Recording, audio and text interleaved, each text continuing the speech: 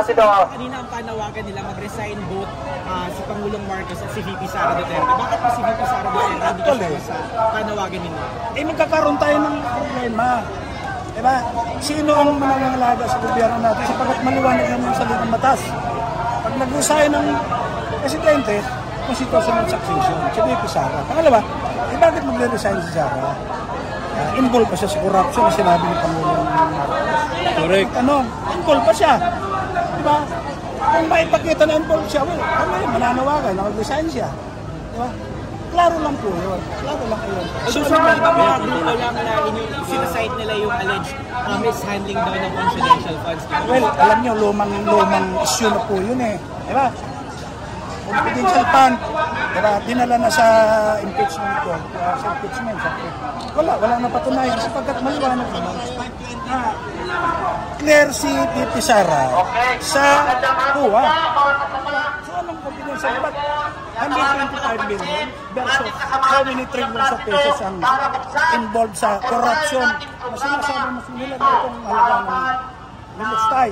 Di ba? So, gusto clarify, gusto po natin sana ay ma-take on ni VP Sara yung presidency.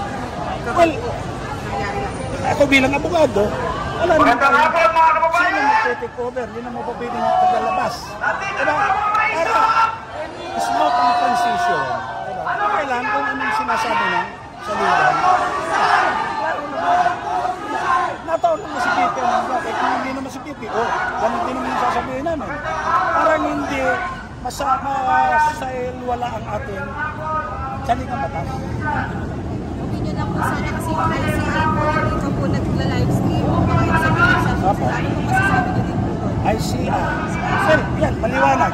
Na-imbis, ipakita sa mamamayan kung sino ba talagang mga involved sa corruption, itinatago ng ICI. Pinagtatakpan yung mga tao na talagang directly involved dito sa sinasabing corruption na nangyayari sa Pangulong Marcos.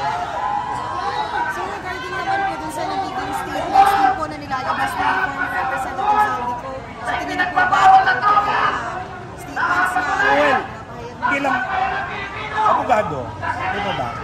Kung mayroon man tao na dapat magsalita at nakakaalam, Saldi ko, sapagkat saan ang galing ko itong corruption na ito, di ba, sa resources sa budget. Saldi ko was the former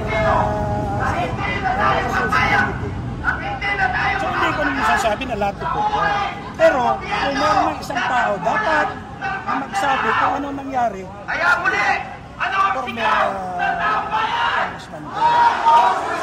Kung sinasabi nila na huwag paniwalaan sila, hindi raw, yung mga nagsasalita ba, ang cut-off ba? Ang sinasabi ba ng president, under root, hindi rin. So wala tayong dapat paniwalaan. Yung kasama din sa corruption, mula sa budget issue.